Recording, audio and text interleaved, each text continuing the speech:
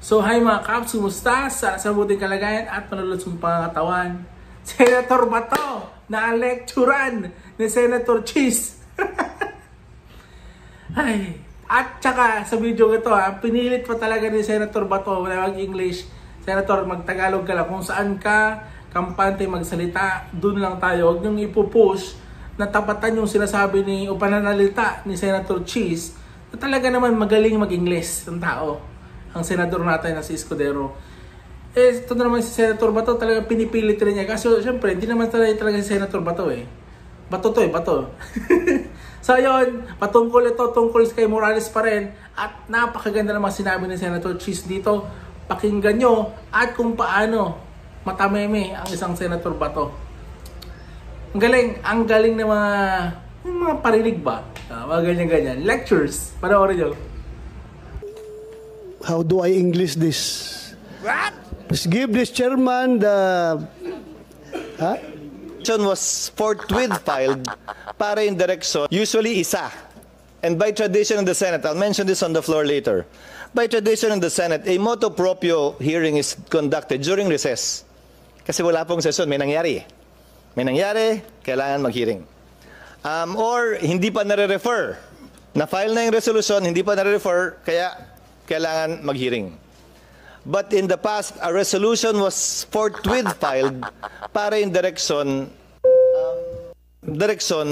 maliwanag. Hindi yung depende sa makulay po ang buhay ni Ginoong Morales. Marami po siyang karanasan at marami po siyang nakasalamuhang mga tao.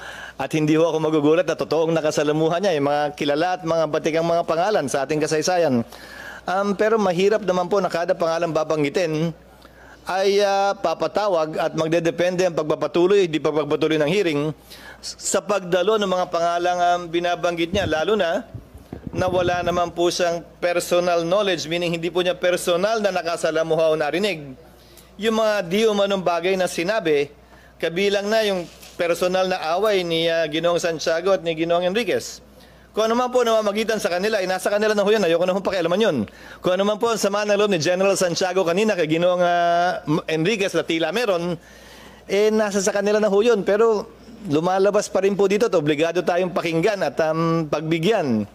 So at the proper time, Mr. Chairman, I hope we can discuss together with the other members of the committee, as the good Senate President has pointed out, because nothing, let me clarify, nothing prevents a hearing to be conducted based on a resolution specifically finding out sino nga ba ang mga adik, totoo ba yung sinasabi dun sa dokumento na sinasabi ni Ginoong Morales, etc. etc. Nothing prevents that from being done. Pwede po yan gawin mamaya o bukas, may pwede mag-privilege speech at yun po yung basehan ng pagdinig. Pero base sa privilege speech, base sa resolution, yun po ang magiging limitasyon ng pagdinig. Dahil sa totoo lang, naiintindihan ko ating chairman dahil interesado naman ako mapakinggan din. May opening sa lahat ng sinasabi ng ating mga testigo. Subalit, mahirap naman po na kada pangalan babanggitin ay gagawin nating depende ron yung pagdinig kung itutuloy pa o hindi na. Yes, thank you, Mr. Chairman. Again, I submit. Thank you. I admire your insights, your inputs, and again, I have, kung hindi ko pa na-rule yan, right here, right now, I'm going to rule that kahit na nabanggit ni Morales, ni PDEA Agent Morales, si President Duterte, si President Bongbong Marcos, I have to rule now as the chairman of this committee that I'm not going to invite those personalities. Now, but please just give this chairman the,